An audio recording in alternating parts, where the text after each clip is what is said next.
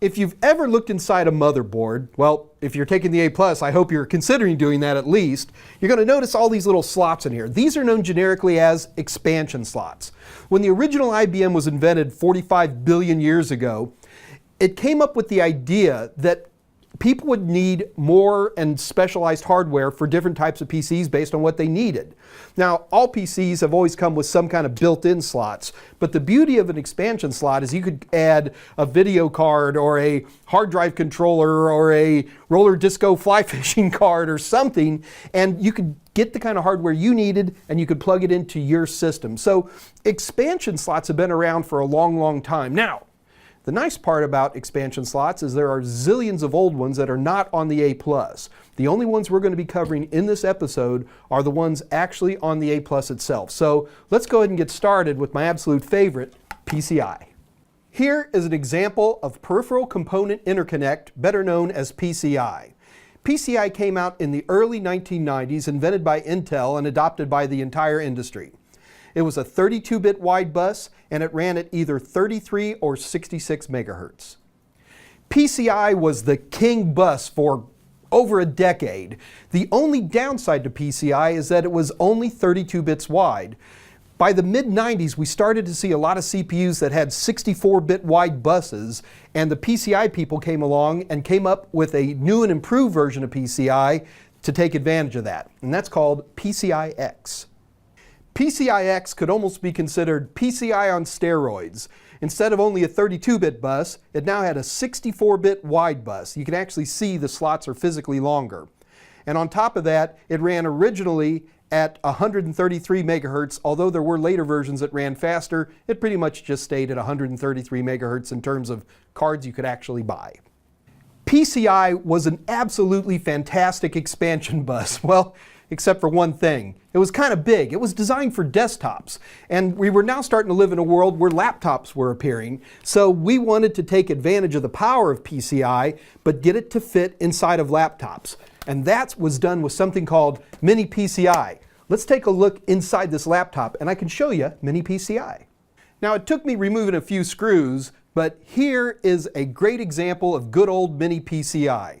Just like regular PCI, Mini PCI had a 32-bit wide bus and ran at 33 megahertz, but it had this very distinct, I think it's about a 100-pin connector, don't quote me on that, and neither will A+, that made it very uniquely Mini PCI. After probably close to 2 decades of PCI dominance, it came time to make buses even faster. So the next generation of buses are known generically as PCI Express or PCIe if you use the nomenclature. Now, in order for me to show you how these work, we need to step back a moment and talk about the idea of parallel versus serial communication. Now, all the PCI buses I've talked about so far have either been 32-bit wide or 64-bit wide. That means every single signal has 32 dedicated wires that send a pulse over to something else, and then it reads that information. Now, would you believe me if I told you that it is actually faster to take a 1-bit wide bus, 1 bit wide, and because of the way things sense, it can actually be faster than a 32-bit wide or a 64-bit wide bus? Let me explain. So if I've got let's in this particular example use a 32-bit wide bus. So I've got 32 different wires, and these wires, the electrical impulses are moving at the speed of light. And they're never perfectly the exact same length. So when one device sends out a signal, there are 32 wires shooting out some electrical impulse. Now, it's kind of like a horse race where they're all pretty much the same speed, but they run at different paths. So it takes a while for that signal to get to the other device that's trying to read that signal. So that device has to sit there and wait until all 32 wires are at a state where it can go, yep, okay, I've got all the information, here's the 32 bits. So that takes a while. That's a latency that is inherent to the PCI bus.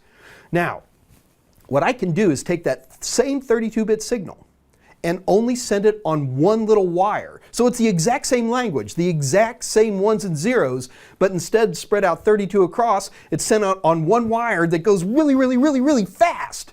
And that, my friends, is what PCI Express is all about. PCI Express is the same language that we've always known and loved with PCI, but it's handled in the form of a serial communication instead of a parallel communication. Let's take a look at PCIe. Here are some examples of PCI Express, better known as PCIe. The beautiful part about PCIe is that it is based on the concept of lanes. Now, if you have a little short connector like this, we call that a by1. Now it shows as X1, but the proper terminology is by1.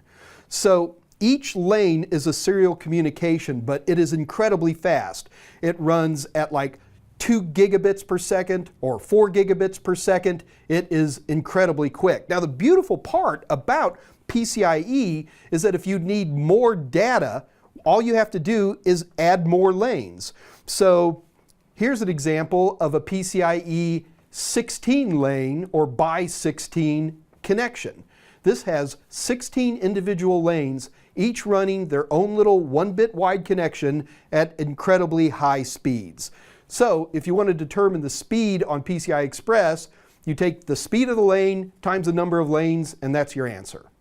PCI Express was such a popular expansion bus that the laptop people weren't going to be left behind, and they developed a special type of PCI Express called Mini PCI Express. Now, Mini PCI Express is distinct. It's got a little 52-pin connector, and that little connector right there is a 1-lane, although it could be upgraded to a 2-lane PCI Express connection. And you're going to see these in lots and lots of laptops. And that, my friends, is your A-plus tour of expansion buses. Now, expansion buses are kind of an interesting thing. They've been around pretty much since the beginning of PCs. But in today's world, where we see Apple, for the most part, for example, has sealed systems, and we have like mobile devices like tablets and smartphones, which are also sealed systems. Is expansion buses going away? Well, I'm a desktop guy, and I've got big fancy laptops, and I use them like crazy. CompTIA wants you to know expansion buses, and so do I.